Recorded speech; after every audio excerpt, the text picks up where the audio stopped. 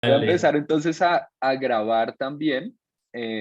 Creo, ustedes me confirman, pero creo que ya empecé a grabar, ¿no? Perfecto, Sí, buenísimo. sí. Sí, Listo, pues nada, bienvenidos y bienvenidas todas y todos al primer seminario HIPTE de 2022. Además, el primer seminario, lo comentábamos ahorita por fuera de micrófonos, digamos, con Germán también, el primer seminario un poco más enfocado hacia la historia económica y dejando un poquito de lado la historia del pensamiento económico. Hoy contamos con la presentación de Germán Tavares. Germán es economista de la Universidad Libre de Pereira, tiene un máster en economía en la Universidad de AFIT, en donde también está haciendo su doctorado en economía, que está en tercer año, si no estoy mal, tú me corriges. Así es. Y los temas de investigación que le interesan a Germán, ustedes seguramente lo saben y lo van a ver, tiene que ver con temas de desigualdad de la tierra, desigualdad regional, la maldición de los recursos también. Y el paper de hoy tiene que ver con el efecto de la desigualdad de la propiedad de la tierra sobre la acumulación de capital humano a nivel local en Colombia, ¿cierto? Pues Germán nos contará de forma mucho más detallada. La idea, pues, para toda la audiencia es que Germán más o menos en 40 minutos nos va a hacer una presentación. Si tienen alguna pregunta para aclarar alguna cosa que esté diciendo Germán, yo creo que podemos hacer la pregunta directamente durante la presentación, pero ojalá las preguntas grandes y los comentarios importantes los podamos dejar para el final y que podamos tener una conversación bien fructífera al final de la presentación. Entonces, Germán, es todo tuya la pantalla y bienvenido. Dale. Muchas gracias, Eric. Muchas gracias a todos por estar aquí presentes. Vamos a comenzar. El trabajo que tengo para presentarles en este seminario el día de hoy básicamente se titula Desigualdad de la propiedad rural y alfabetización, evidencia para los municipios colombianos y el marco de tiempo en el cual vamos a hacer ese análisis es en el periodo entre 1938 y 1951. Este trabajo pues lo estoy desarrollando bajo la orientación de la profesora Irina España y de Juan Carlos Muñoz. Bueno, en caso de que de pronto el partido les impida llegar al final, un breve resumen de lo que hace este paper. Básicamente en este paper nosotros exploramos el efecto de la desigualdad en la distribución de la desigualdad de la distribución de la tierra en el crecimiento o en la acumulación de capital humano medida por el avance de la tasa de alfabetización en los municipios del país entre el periodo comprendido entre 1938 y 1951. Un periodo bien interesante porque durante ese momento en el país el grueso de la responsabilidad para proveer educación recaía sobre las autoridades locales, pero en 1938 con la entrada del funcionamiento del Fondo de Fomento Municipal se incrementaron los recursos disponibles para justamente incrementar pues el ritmo al cual el país proveía bienes públicos, entre ellos educación, haciéndolo básicamente un marco bien interesante para estudiarlo en la medida que, aún como lo verán más adelante, ese efecto seguía mediado por el poder de las élites locales. Ahora, para poder avanzar en esto, proponemos una variable de fiscalidad que es el número de fincas grabadas por persona como una variable alternativa para aproximarnos a la distribución de la propiedad de la tierra, puesto que para ese momento en el país pues no contamos con datos catastrales completos que podamos acceder para computar una medida convencional como puede ser el Gini o el Top Share, etcétera.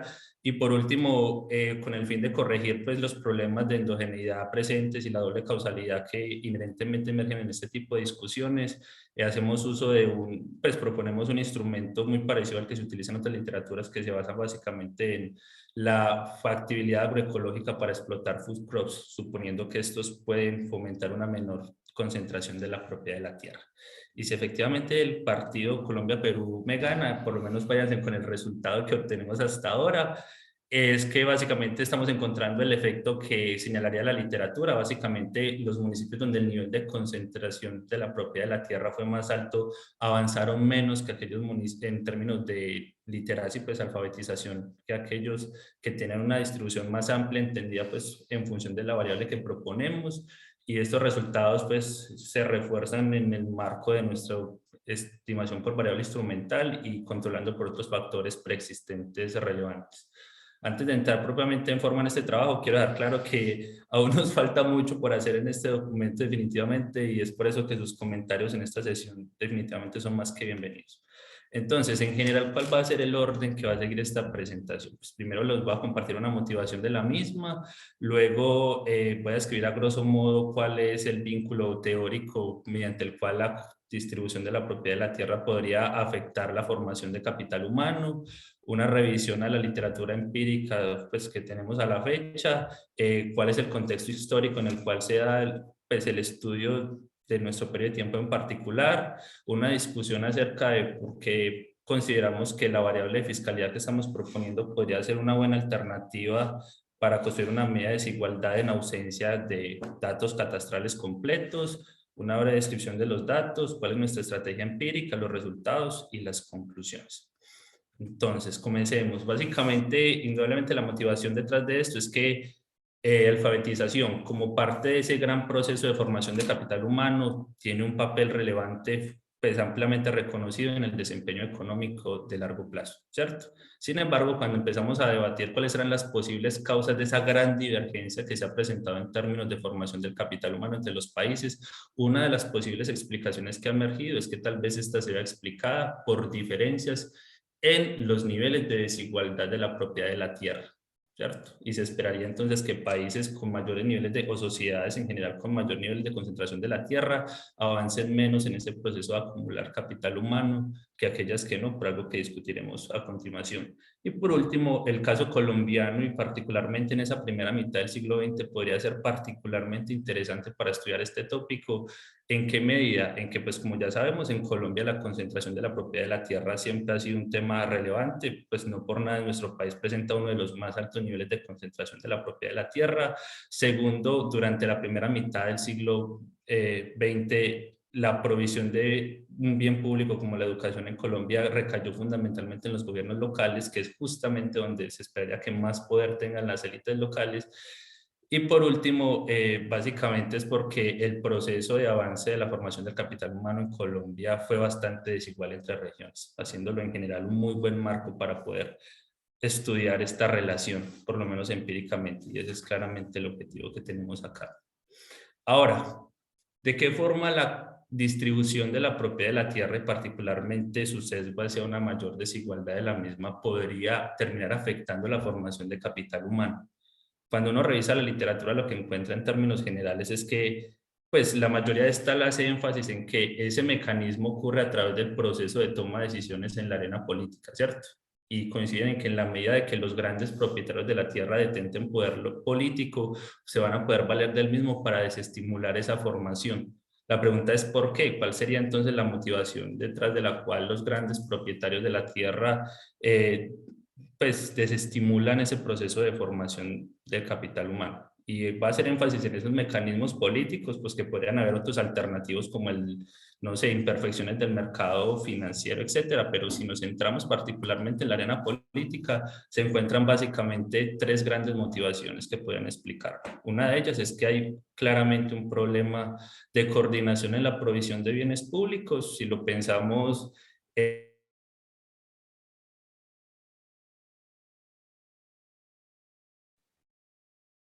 Perdón, ¿solamente yo perdí a Germán o todos lo perdimos? de la tierra, quienes podrían proveer la educación por... ¿Me escuchan? Ah, yo también. No, pero No, sí, ya te volvió. perdimos un ¿Ya momento, pero ya volvió? volviste. Sí, ibas a explicar Listo. el primer problema, el problema de Bueno, coordinación. dale. Bueno, menos mal me avisas.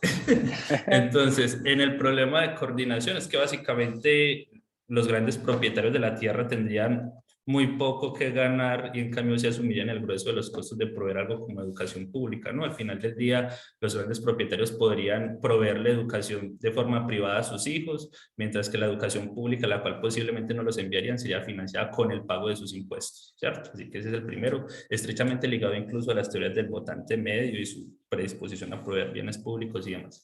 El segundo es que claramente se podría identificar en el incremento del nivel de escolaridad y de competencias de la población una amenaza al poder político de los grandes poseedores de la tierra, en la medida de que al avanzar ese nivel de cualificación de la mano de obra y de las personas, incremente también su actividad política en la arena, afectando obviamente el poder político que estos detentan. Y por último, que es tal vez una de las que más, más se ha reproducido a lo largo de la literatura, es la baja complementariedad que existe entre la formación del capital humano y la agricultura respecto a la que se da entre esa misma actividad que es formar capital humano y la industria.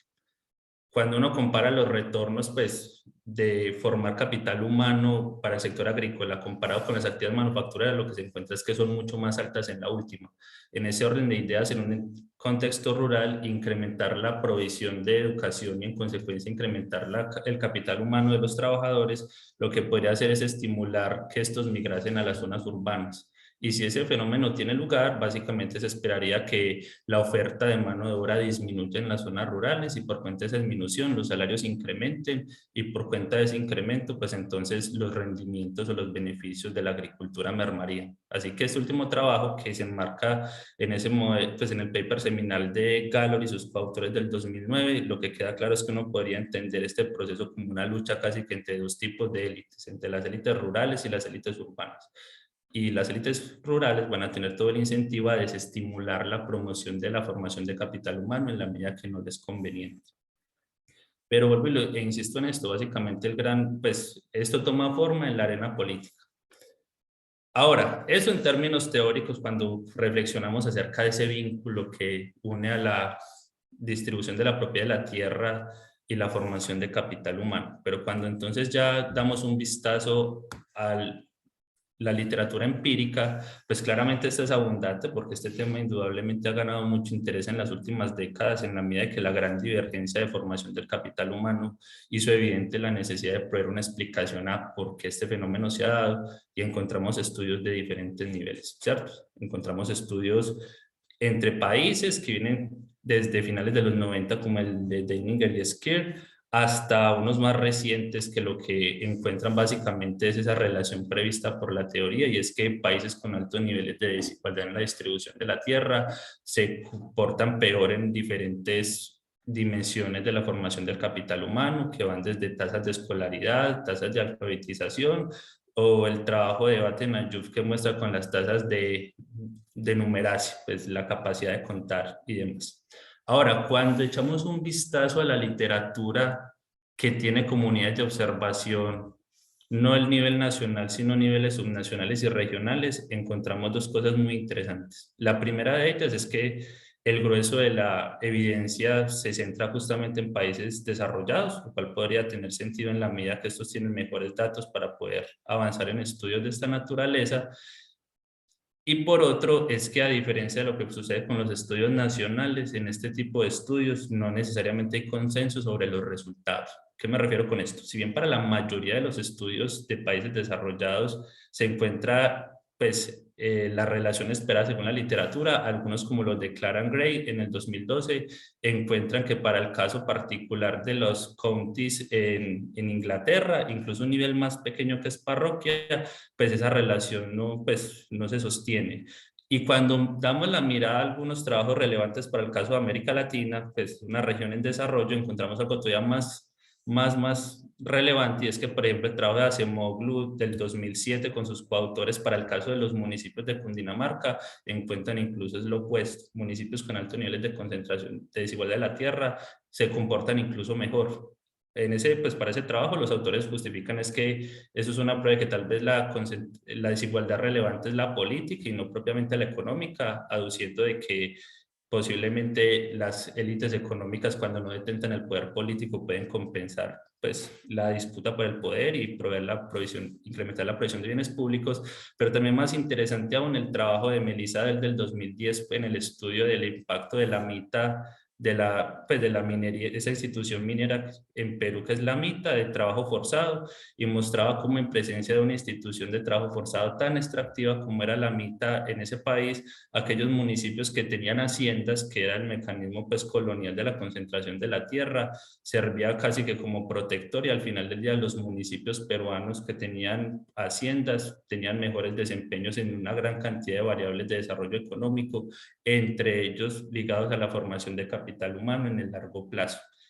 Ya Huénegas, por su parte, sí encuentra una relación, pues la relación esperada, esa relación negativa entre la desigualdad en la propiedad de la tierra y la formación del capital humano para los estados de Brasil, y un trabajo de Ferraz que está por venir, que pues recientemente tuve la oportunidad de ver en el seminario de Dafid. También estudia esa relación para el caso de los municipios del estado de Sao Paulo, encontrando pues la relación esperada. Pero digamos que lo que podemos decir en el agregado de revisar la literatura empírica es que por lo menos a escala subnacional encontramos que el grueso de los estudios siguen recayendo sobre los países desarrollados, y cuando miramos los países en desarrollo, pues lo que observamos es que esta discusión está lejos de quedar resuelto, de alcanzar un consenso, ¿cierto?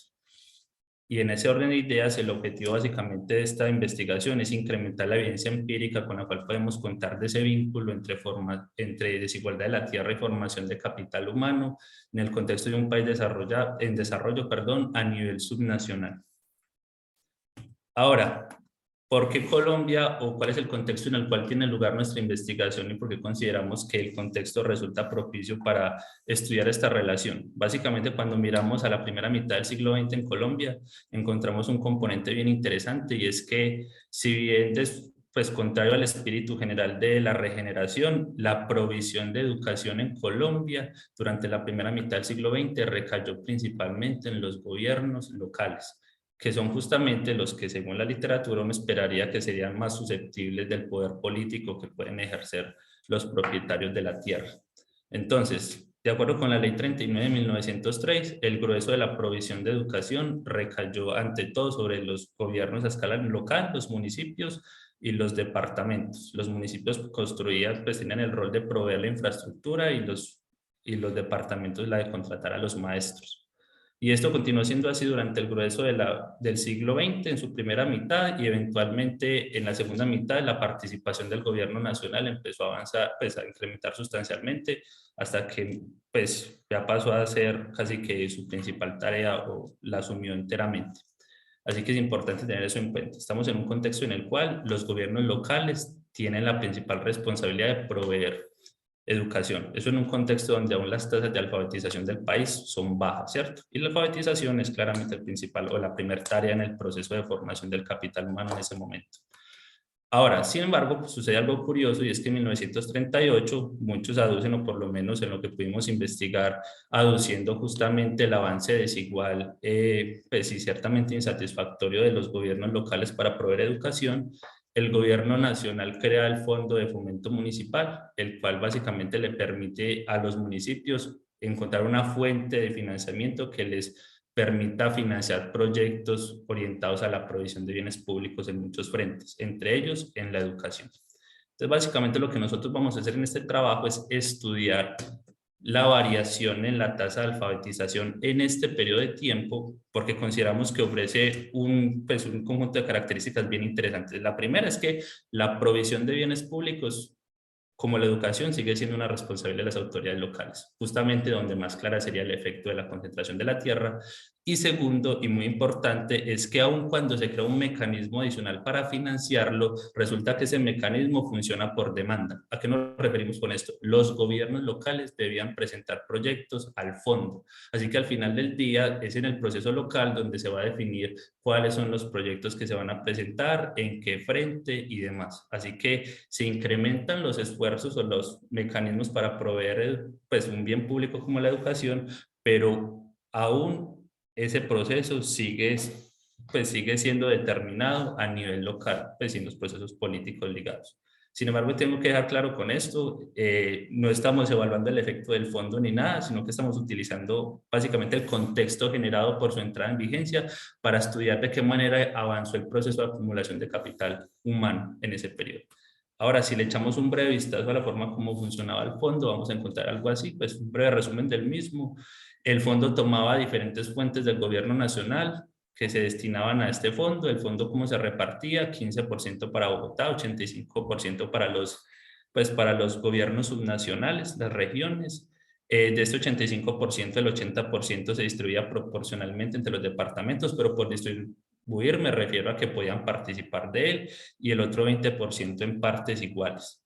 Ahora, los proyectos que se podían presentar para el fondo podían estar enmarcados en estos 4 diferentes frentes. Podría ser para acueducto, para electrificación, para hospitales o para la construcción de escuelas, ¿cierto? Todo lo interesante es que, por ejemplo, en el caso de la construcción de escuelas, los municipios tenían que presentarlos previamente al Ministerio de Educación, es decir, hacer uso de los recursos del fondo para poder estimular la formación de capital humano en ese momento, necesitaba claramente un esfuerzo del gobierno local para que este tuviese lugar, ¿cierto? Entonces, se lo reitero, lo que vamos a hacer básicamente aquí en esta investigación, en el estado en el que se encuentra, es poder estudiar si el nivel de desigualdad en la propiedad de la tierra preexistente a este periodo, pues que le antecedió muy cerquita, tuvo algún efecto sobre la velocidad a la que incrementaron las tasas de alfabetización de los municipios del país. Sin embargo, acá hay un problema muy claro y es, bueno, necesitamos claramente una medida que nos permita aproximarnos a la distribución o al nivel de desigualdad de la propiedad de la tierra en este momento. Y estamos hablando de 1938. Es muy curioso porque hace poco hablaba con alguien de aquí de Alemania y 1938 no suena como nada histórico para ellos que tienen estudios prusianos del siglo XIX, pero la realidad es que por lo menos en Prusia y su último censo podían forma de calcular un Gini. Aquí no hay forma, ¿cierto? En Colombia, lamentablemente, no contamos con datos catastrales completos que nos permita computar las medidas tradicionales de concentración, pues de desigualdad de la propiedad de la tierra, como podría ser el Gini o el Top Share, etc. En consecuencia, lo que hacemos o lo que proponemos en este paper es básicamente hacer uso de una medida que es la del número de fincas grabadas por persona como una proxy de la desigualdad en la distribución de la tierra en los municipios del país en ese momento. Resulta que el anuario estadístico de 1937, entre la mucha información que provee, nos ofrece una y es que nos dice el número de fincas que se encuentran grabadas, es decir, que son susceptibles de que se les cobre impuestos en ese momento, en 1937. Y también nos permite conocer sus avalúos, pues el avalúo total, no el de cada finca, que sería ideal, pero solamente nos dice por cada municipio cuántas fincas son susceptibles de grabar y sabemos que son privadas y cuánto es el avalúo total. Pues lo que nosotros defendemos o digamos que lo que consideramos que podría ser de utilidad esta información es que a partir de esta podemos hacernos una idea de qué tanto o tan poco acceso había a la propiedad de la tierra en los municipios mediante el cálculo de la tasa por persona, ¿cierto? Y pues el supuesto va en esta dirección. Básicamente uno esperaría que en aquellos municipios donde el número de fincas grabadas por persona es mayor que en otro, es más probable que la gente haya tenido acceso a la propiedad. Ese es, digamos, el gran supuesto de base. Si hay un municipio, hay muy pocas fincas grabadas por persona, entonces lo que esperaríamos es que pues, el nivel de concentración de la propiedad de la tierra sería más alto. Claramente es un supuesto muy grande y muy grueso, y a la luz de eso lo que hemos estado analizando sobre eso es, bueno, pensemos hasta qué punto efectivamente esta variable sí permite transmitir esa información o está transmitiendo otra de otro tipo. Entonces, lo que hemos observado hasta ahora y que yo creo que refuerza nuestra idea de que esta puede ser una buena proxy es la siguiente. La primera es que existe una correlación negativa entre el valor promedio de las propiedades, que es lo que permite ver el anuario, con el número de fincas grabadas per cápita. O sea, que aquellos municipios donde ese número es bajo, en general el valor promedio de esas fincas grabadas es alto. Pero los segundos, que son particularmente interesantes, vienen a explorar si tal vez hay un mecanismo alternativo por el cual esta variable está diciendo otra cosa que no es lo que nosotros estamos argumentando.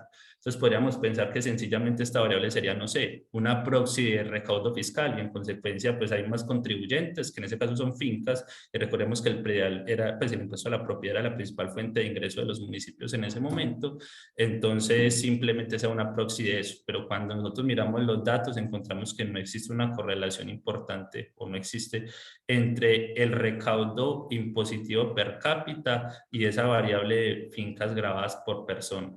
Y por otro lado, también podríamos pensar que esta variable simplemente es una proxy de ruralidad, ¿no? Si suponemos que hay un municipio muy pequeño, donde la mayoría de la gente tiene fincas, entonces el número va a ser grande, mientras, no sé, en una ciudad como Bogotá hay mucha gente y hay muy poquitas fincas, entonces el número sería muy bajo. Pero cuando miramos qué nivel de relación tiene eso con urbanización, encontramos que ese también es muy pequeño. Así que por ahora consideramos que estos indicios pues, apuntan a la dirección de que esta variable sería una buena proxy para llegar a ese concepto o a ese nivel de desigualdad o de diferencias regionales, municipales en este caso, en los niveles de desigualdad de la tierra del país. En este momento, pues si me adelanto un poquito, pues no en esta presentación, pero estamos trabajando para intentar replicar esa medida en la actualidad y ver qué grado de correlación tiene, por ejemplo, con medidas que sí podemos observar, Gini, Top Share, etcétera, para ver qué tanto, tan poquito nos acercamos.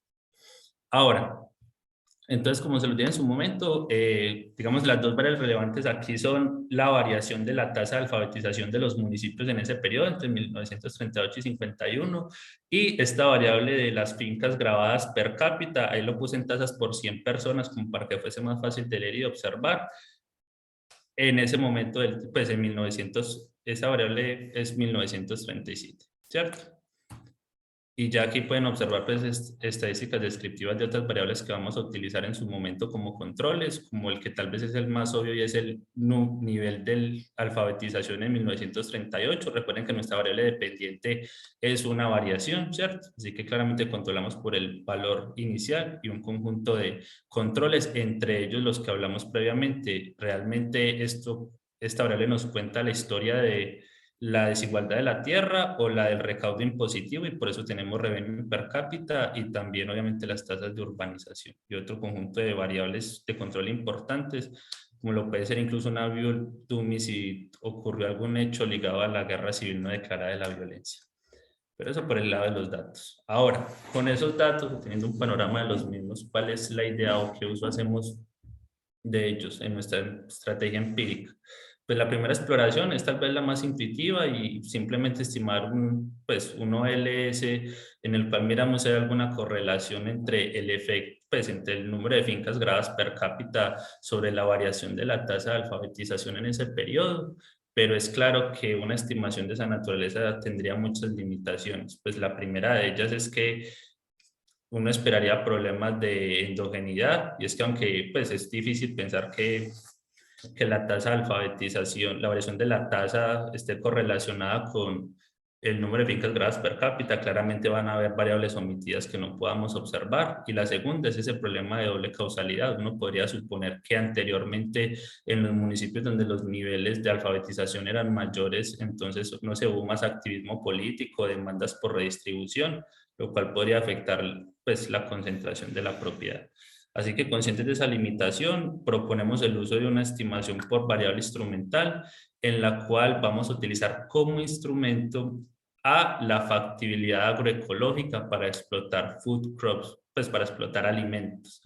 Y por alimentos me refiero particularmente a uno que es la papa, pero sobre eso vamos a hablar a continuación. Por ahora, les muestro los resultados de ese primer ejercicio que, pues como se les dije previamente, es ante todo una correlación, ¿cierto? Que es básicamente cuál es el vínculo de esas fincas grabadas por cada 100 habitantes sobre la variación de la tasa de alfabetización. Y pues lo que encontramos es que efectivamente, pues la relación es la por lo menos teóricamente esperada. Municipios que tienen un mayor número de fincas grabadas por cada 100 habitantes muestran tasas de crecimiento de la alfabetización mayores, y esto efectivamente se mantiene controlando por diferentes aspectos como el nivel original, pues el nivel de base de la tasa de alfabetización en el 38, el recaudo per cápita, el número de escuelas per cápita en 1938, una DUMI del efecto de la guerra civil de la violencia, el número de árboles de café per cápita. Esto es importante porque recuerden que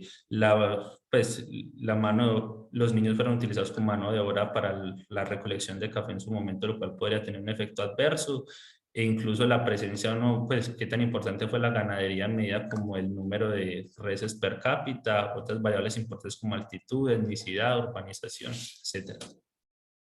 Y si bien estos resultados pues muestran esa correlación que cabría esperar, entonces seguimos teniendo latente el reto del que hablamos previamente, y es que bueno, aquí pueden haber muchos problemas de medición derivados de las limitaciones de esta estimación, así que para subsanarlas proponemos el uso de esta variable como instrumento. Y por esta variable me refiero a la factibilidad agroecológica para la explotación de food crops, y como proxy de food crops utilizan particularmente una que es la de la papa. Ahora, ¿cuál es la idea detrás de este instrumento?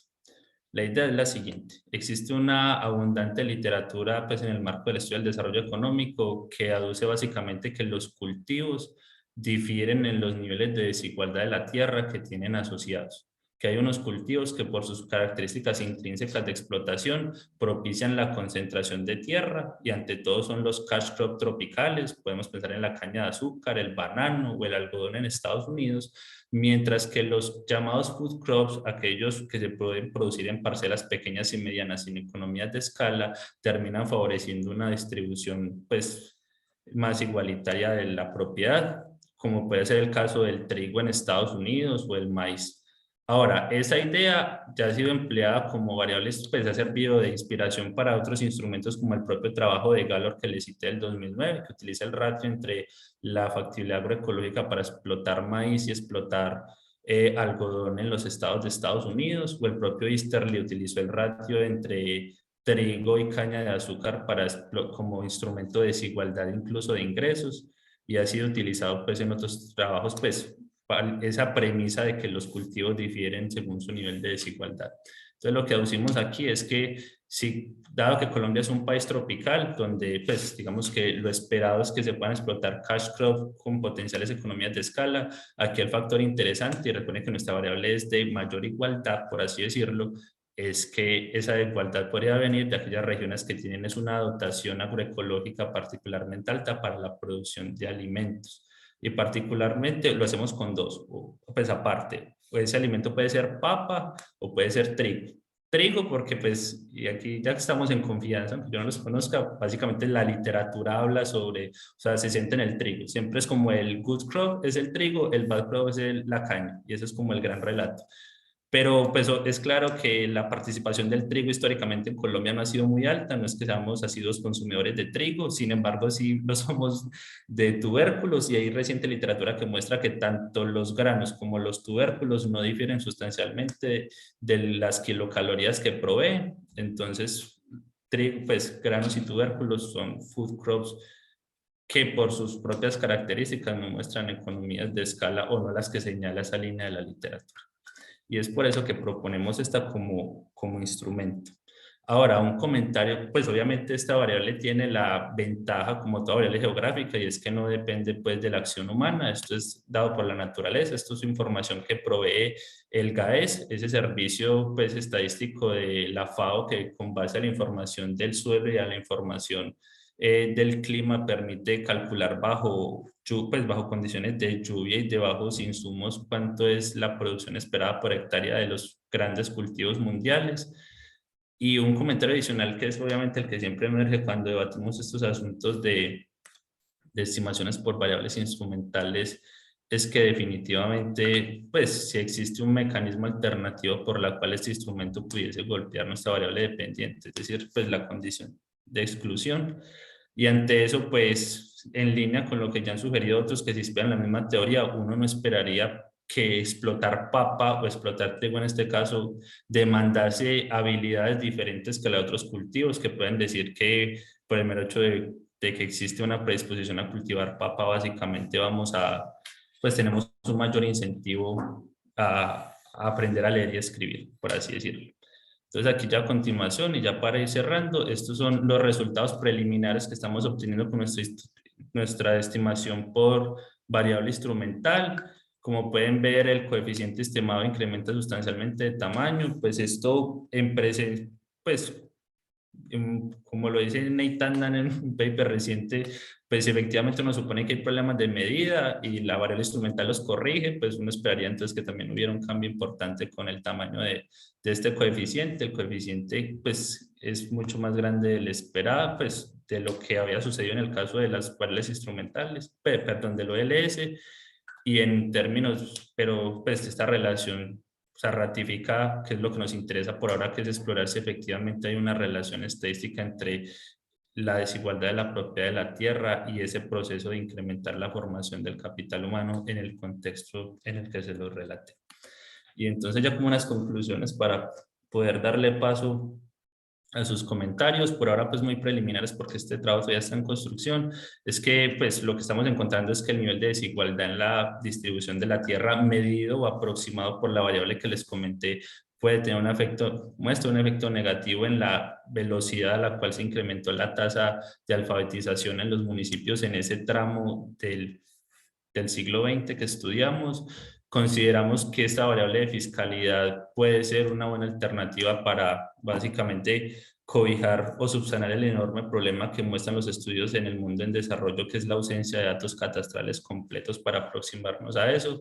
Pero algo es claro y es que, pues con base a nuestros resultados, no podemos identificar el mecanismo por medio del cual esto tiene lugar, ¿cierto? No podemos distinguir entre cuáles son las motivaciones detrás de esto, que siempre ha estado como muy presente en este tipo de estudios empíricos y es, bueno, lo que hay es maledicencia de los grandes propietarios que sistemáticamente se oponen o simplemente es desidia o en este caso, si tuviésemos datos particulares de la asignación de los fondos, pues de los recursos del fondo, saber si lo que hacen es sesgar la dotación de, pues el uso de recursos públicos a bienes que serían más próximos a ellos, etcétera. Así que por ahora esos son nuestros resultados. Y pues muchas gracias. A ti, mil gracias, Germán. Muchas gracias por la presentación. Entonces, pues tenemos bastante tiempo para la conversación, para la discusión. No sé si haya preguntas, reacciones, sugerencias, comentarios.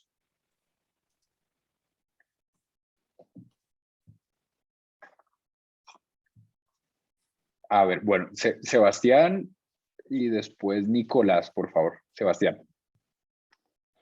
Muy chévere la presentación, muy chévere el proyecto que están haciendo.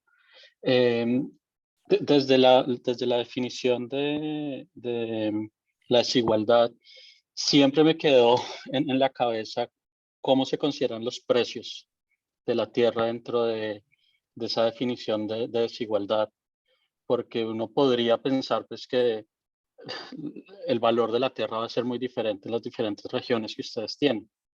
No sé si había alguna forma de controlar eso, de pronto utilizando unos efectos fijos en algún nivel que no les dañe toda la variación o algo así, no sé ustedes qué han pensado. Dale. Sí, pues como se los comenté en su momento, o sea, la gran limitación viene de esto. Literal, aquí les estoy mostrando en pantalla sobre lo que nosotros podemos acceder. Esto es lo único que podemos acceder a nivel de municipios. Y por ahora, pues la primera exploración es, bueno, entre más fincas gradas per cápita hay, pues menos es el valor promedio de cada una, lo cual puede ser un efecto hasta medio mecánico y por eso no hago pues como mucho énfasis en él. Pero sí, consideramos que para poder validar más la medida y reforzar el argumento, pues en la dirección que nos estamos moviendo es intentar replicar esta medida ahora que tenemos otras medidas para compararlas, porque si podemos compararlas, saber qué tan correlacionado no está, también podemos hacernos una idea de cuánto pesan los otros factores, como el que vos decís, ¿cierto? Definitivamente no es lo mismo la tierra en Túquerres, en Nariño, que en el altiplano cundiboyacense cerquita a Boyacá, ¿cierto? A Bogotá, y no lo es en este momento y tampoco hace 70 años posiblemente. Entonces, pues en este momento, pues sí, tenemos que pensar definitivamente más en esa dificultad. Gracias. Porque lo digo también porque la variable instrumental también está mirando un poco ese costo de oportunidad que se refleja en el costo de la tierra. Producir diferentes tipos de productos es ese costo de oportunidad y otra vez refuerza y pone en la cabeza del lector o el que está escuchando el precio, cómo el precio de la tierra está afectando, lo que de pronto la variable instrumental ya está mediando eso, pero de pronto podría ser algo más fuerte que ustedes podrían decir. Perfecto, no, tienes razón, muchas gracias. Gracias. Gracias, Sebastián. Seguimos con Nicolás, por favor. Buenas tardes, ¿me escuchan bien? Perfecto. Sí, buenas tardes. Pues, Germán, muchas gracias por la exposición, de verdad muy interesante el tema y todo. Yo tengo dos preguntas. La primera es, digamos, pues con relación a la variable, y es que en Colombia pues tenemos mucho problema de informalidad, ¿no? O sea, el problema de la informalidad es muy grande y no sé si de pronto en la revisión de literatura más o menos tienes alguna idea de cómo era la informalidad, si siempre se ha mantenido para estos años. Lo digo porque digamos, el número, digamos, la variable busca el estudio, pues también puede dar muestra en cierta manera ustedes lo buscan como un proxy de la concentración, pero quizás también de la informalidad de la Tierra. Y no sé si han explorado la hipótesis de que eventualmente o sea, zonas donde, pues obviamente, ustedes encuentran obviamente que donde hay mayores fincas que están tributando per cápita, pues hay un mayor cambio, ¿cierto? O sea, Sí, pero también puede ser que en donde hay una mayor formalidad de la tierra, quizás está habiendo un mayor cambio en la literatura y pues se me sí. ocurre la hipótesis de que eventualmente la informalidad va muy asociada a los niveles de pobreza en cada una de las municipalidades. Puede haber una relación ahí. Entonces, no sé si han explorado esa hipótesis o si esta variable se puede relacionar con la informalidad. Y mi segunda pregunta es si, digamos, en el análisis histórico que hacen, tú marcas mucho el tema de que hay un fondo educativo que por eso se escoge este periodo. Y mi pregunta es, no me queda tan claro cuál sería de pronto un vínculo o si han explorado el vínculo entre este fondo o la política pública que existiera en este momento en educación con la tierra. O sea, cuál sería la relación o el mecanismo. Yo sé que siguen en proceso, pero me gustaría conocer de pronto si han logrado encontrar el mecanismo. Dale. Dale, entonces respecto a la primera, no, pues uno de mis autores, si conocen a Juan Carlos, es una persona que se ha dedicado mucho tiempo a estudiar medidas de tierra. Y claro, la primera es, bueno, pero es que hay solo, o sea, para usted grabar significa que su tierra es formal, hay un reconocimiento, o sea, hay posesión de jure. Ahora, consideramos que en esos días ese sesgo tal vez posiblemente fue que a nuestro favor les doy mucha informalidad. O sea, que no solamente hay desigualdad en el acceso a la tierra, sino el acceso en la posesión formal, legal y reconocida del Estado de la tierra. Hay un resultado muy interesante. Este indicador es bajo, por ejemplo, en ciertas zonas cafeteras.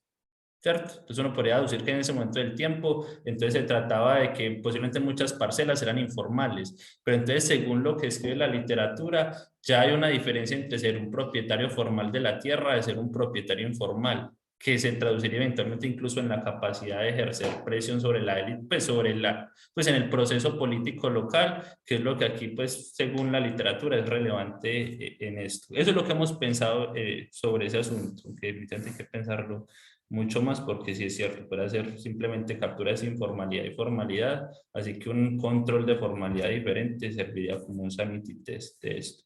Y por el otro lado, el análisis histórico, o sea, yo voy a empezar I have a dream, yo tengo un sueño. Mi sueño es, si yo pudiese conocer las asignaciones de los proyectos financiados en cada municipio con este fondo, significa que yo podría, por ejemplo, distinguir sobre qué municipios se presentaron o no y sobre qué frentes destinaron los recursos puestos, lo cual daría una idea más clara de cuál es el mecanismo detrás. Lamentablemente no tengo acceso a eso y por eso me limito a utilizar el fondo como, si se quiere, como un motivante del contexto particular en el que estoy y por eso pues trato de ser muy enfático en que no estamos evaluando el impacto del fondo, pero sí, o sea, yo digo, literal, es como el sueño. Si pudiésemos conocer a ciencia cierta los proyectos y el tipo de proyectos, claramente podríamos distinguir entre los mecanismos y esto sí sería una historia radicalmente diferente y poderosa. Ahora, también reconozco que no me he puesto a mandar derechos de petición para ver si puedo alcanzar esa variable, pero es parte de las cosas que voy a ir a hacer apenas aterrice en Colombia, ir a congestionar un poquito a algún funcionario público para ver si hay forma de conseguir eso. Pero sí, tenés toda la razón y muchas gracias. Muchas gracias a ti. Excelente, muchas gracias Germán y Nicolás. No sé si haya otras preguntas, otros comentarios, manos levantadas que no haya visto, participaciones en el chat. Si no hay preguntas, comentarios, pues yo aprovecho para meter la cucharada desde mi ignorancia, pero también desde mi curiosidad. Primero, Germán, felicitarte por el proyecto que me parece muy interesante y por la presentación que fue absolutamente clara. Pero yo tenía una pregunta que de pronto no tenga nada que ver y de verdad salga totalmente de mi ignorancia con respecto, o sea, tú mencionabas durante la presentación y lo mencionabas ahora con la segunda pregunta de Nicolás también, la importancia de ese fondo de desarrollo y sobre todo la importancia de las municipalidades en la provisión de bienes públicos y en particular de la educación, ¿cierto? Pero yo me imaginaría que había otro agente muy importante que es la iglesia, que también estaba metido en ese negocio, obviamente, de proveer educación, ¿cierto? De alguna u otra forma, y que también tiene unos vínculos importantes desde el siglo XIX y antes con la tenencia de la tierra, etcétera. Entonces, la pregunta básicamente es cómo entra ese agente que es la iglesia dentro de esta historia, o cómo entraría, o por qué no entra y por qué no de ninguna forma lo están mencionando ustedes. Esa es como la pregunta que tendría. Sí, pues ahora que lo dices, se me viene mucho a la cabeza un paper, pues no sé qué tan reciente es, pero que muestra, por ejemplo, el proceso de amortización de las tierras de la iglesia en el siglo XIX, que muestra, por ejemplo, cómo los baldíos de la tierra terminaron, pues que debían ser repartidos para mermar pues, la concentración de la tierra, terminaron fue apropiados por los grandes terratenientes. Pero si lo pensamos, sí, la verdad tengo mucho que pensar sobre eso. No había pensado en la iglesia como actor en este caso como tal, que puede ser incluso, no sé, una proxy de como acceso a bienes, pues a un oferente privado de educación, que lo haga si sea por la caridad o por el pago. Entonces, sí, en este caso, pensaría más sobre eso, la verdad. En este momento no, pues no lo pensé en ese momento porque, mira, cuando entra en vigencia la ley, y esta ley es importante, la ley 39 de 1913 es el reconocimiento de que el Estado asume el compromiso de proveer educación, ¿cierto? La educación como un bien público a proveer. Y eso es importante porque antes de esto, pues era como la versión criolla de la era victoriana de que, pues, de que Dios proveerá y la caridad y la benevolencia de las personas con recursos. Entonces, digamos que el gran espíritu detrás del primer esfuerzo pues, de fomentar pues, la alfabetización en Colombia vino por esta vía, por reconocer que era un bien público y asignar responsabilidades puntuales a los gobiernos. Y si vemos en cuenta la velocidad, pues el proceso de alfabetización en Colombia, vemos que el grueso de esto ocurrió en el siglo XX. Entonces uno esperaría que es bajo pues, la participación activa del Estado que se logre. Pero sí, definitivamente fue muy interesante y creo que voy a leer más sobre el contexto histórico porque lo que había pensado en su momento, pero pasó pues, en una discusión que tuve pues, ligada con esto, es que podría incluso tener vínculos con otros aspectos como hasta la afiliación partidista de los municipios, por decirlo de alguna manera, y por esa vía la iglesia podría entrar a jugar un papel.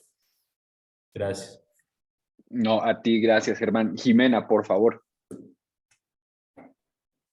Me da como pena porque yo tampoco sé nada de esto. Entonces, a partir de mi profunda ignorancia, yo sí creería que la primera cosa es, no creo que la ley de 1903 a la que se están refiriendo sea la primera donde la educación es responsabilidad del Estado. En la generación de los radicales esto es verdad. Y me asusto porque Edwin está por ahí, entonces me va a corregir. Dale. Pero me da, o sea, esa es mi Listo. desde lo que me acuerdo, pues. Entonces creo que no es un problema de la ley, sino es como cómo se plantea el asunto, sino más bien de los recursos fiscales disponibles para que esto pase.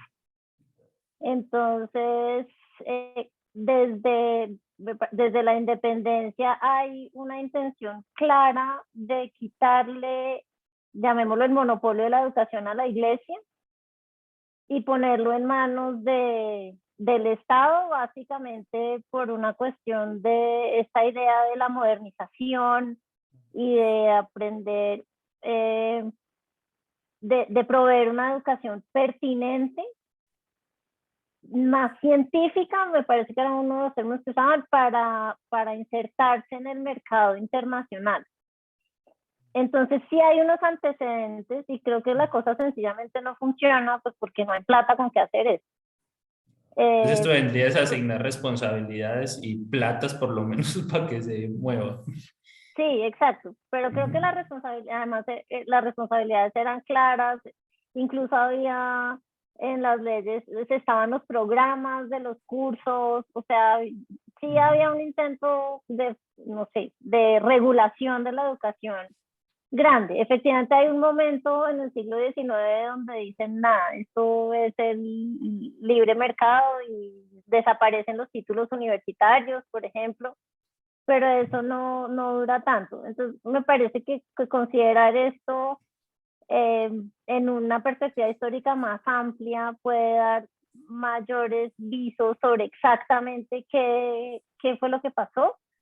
Y, y creo que efectivamente, como estaba diciendo hace un segundo ustedes, este pedazo de la afiliación partidista parece fundamental, porque en tanto liberales como conservadores parecen compartir este proyecto educativo con énfasis diferentes, evidentemente, y con mayor o menor pelea con la iglesia, pero parece ser un propósito nacional compartido que tampoco se consolida. Entonces, seguramente hay muchas cosas más pasando, pero es sencillamente como esta idea de, creo que se necesita un contexto que permita efectivamente decir qué es lo que hace que en este momento sí funcione mejor, y de pronto lo que ustedes están investigando apunta a qué es lo que, cuál es el quiebre, porque esa ley sí y los intentos anteriores no se habían hecho. Mi sospecha tiene que ver con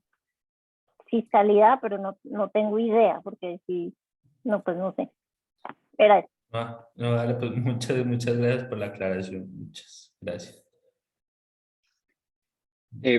Tenemos rápidamente un comentario, Germán, en el chat, te lo voy a leer, de Mary. Dale.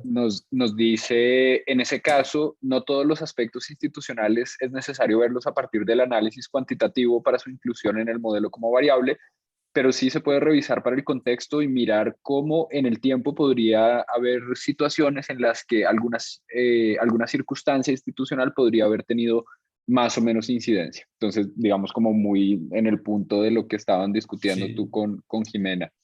No dale. sé si haya otras preguntas o si quieras comentar algo al respecto, Germán. Preguntas, comentarios, No, claro. jalada de orejas de parte de Edwin, no a Jimena, sino a mí más bien por el comentario de No, para Irina. nada. Irina, ya los declaro acabaron. No, Yo, si no, el, si el internet me deja, voy a hacer un pequeño comentario. Efectivamente, Jimena tiene razón. Esta ley, pero la ley 39 de 1903 casi que es una ratificación de 1892, que era una ratificación del convenio con el Vaticano, en donde se le da la responsabilidad a la Iglesia Católica de la educación. O sea, el Estado se quita de, de, de encima como casi esa responsabilidad y la descentraliza, ¿no? Le asigna también esa responsabilidad. No es mi problema la educación de las masas, es un problema local. Las élites locales ahí hacen un poco lo que quieren, ¿no? Yo pensaría, y un poco Germán, los 30 son las reformas liberales y ya un poco está bajando la intensidad de la Iglesia Católica, y de hecho los liberales quieren bajarle como esa influencia a la Iglesia Católica ahí, y podrías como empezar como a ver desde ese punto, ¿listo? gracias. Otras preguntas, otros comentarios que pueda haber de parte del público. Ya me ganó el partido, Eric. Sí. Ya la gente está en otra cosa. Ya estamos.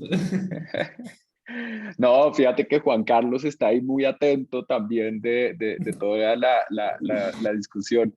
No, y es que de todas formas yo creo que lo que me hizo a mí pensar también en el tema de la iglesia fue una de las referencias que tú mencionaste en algún momento de los counties y después que te fuiste a las parroquias en Inglaterra, no Sí. recuerdo los autores. Sí, y así que, es está de claro. No, por ejemplo, en Inglaterra fue muy importante. Por lo que vos decís, pues, y ahí te digo que realmente, pues, pues, tu punto está lejos de estar fuera de foco. Porque, mira, por ejemplo, en Inglaterra fue así, no sé, pero hay algo curioso.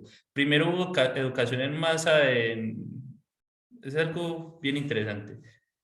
Inglaterra fue entre las grandes potencias industriales del siglo XIX la que más se tardó en poner esfuerzo público para fomentar la formación de capital humano de manera pública, ¿cierto?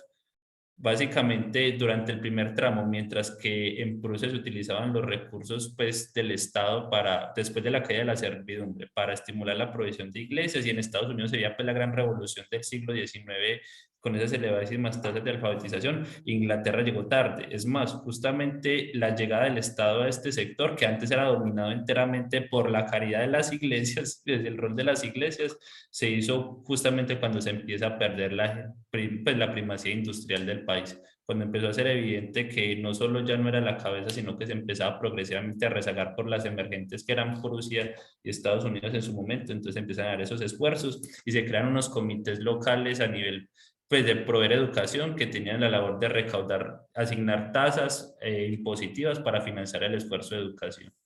Entonces, sí, en el caso de Inglaterra, por ejemplo, sí fue muy importante porque el primer gran tramo de la provisión de la educación, pues según ese trabajo de Credit Clark y de Gurney, que también lo hace a nivel de los counties de Inglaterra y de Gales, se centra justamente en ese hecho. Y es que claramente pues la participación era, pues dependía mucho del contexto local, ante todo religioso. Casi que un control y pues sine qua non de cualquier trabajo de estos para el caso europeo, es incluso también controlar por la participación religiosa del county. Claramente se espera que los county protestantes avanzasen más que los católicos, por ejemplo. Súper interesante, gracias Germán. Yo vuelvo a abrir el micrófono a la audiencia por si acaso hubiera otro comentario, otra pregunta. ¿Cuánto va Colombia? Alguien que nos cuente. Alguien que nos cuente.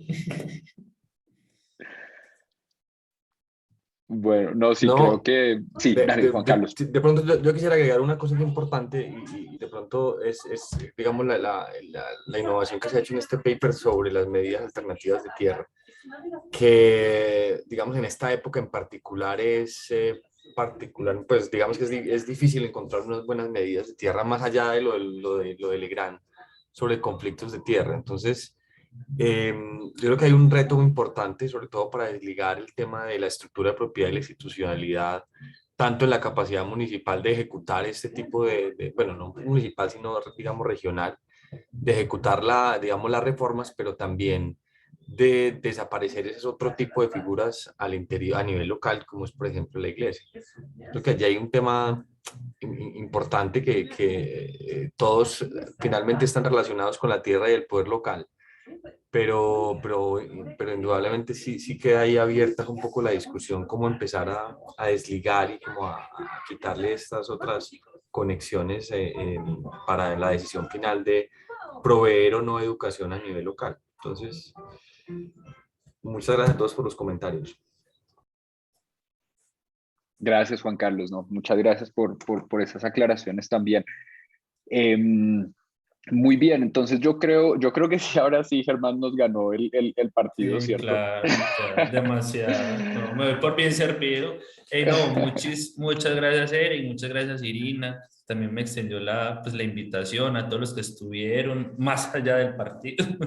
No, por sus comentarios realmente me dio muchas cosas en las cuales pensar definitivamente, la del precio en particular, creo que no me dejará dormir. Y la de cómo desagregar el efecto de las iglesias, pues, y su efecto o su vínculo con la relación partidista. Les agradezco mucho, mucho de verdad que se hayan tomado este tiempo. Muchas gracias por el espacio. Y espero que me inviten para los que siguen, ya que serví de sujeto de prueba. No, claro que sí, Germán, mil gracias a ti y siempre bienvenido al HIPTE. Esta es tu casa también, entonces cuando a medida que vayas avanzando y quieras hacer otra presentación, pues súper bienvenido también aquí en este seminario. Y nada, muchas gracias a todos y todas por las preguntas, los comentarios y nos vemos pronto, creo que la primera semana de febrero, que eso es ya, ¿cierto? La próxima semana. No tengo en la cabeza la próxima fecha, pero John Mauro Perdomo va a hacer una presentación, será nuestro próximo seminario HIPTE. Entonces, pues ya les llegará también la invitación. Mil gracias a todos y todas, Germán. Muchas gracias. Un abrazo por allá en Alemania y nos estamos hablando y nos estamos viendo. Dale, que estén muy bien. Hasta luego. Muchas gracias. Chao, gracias.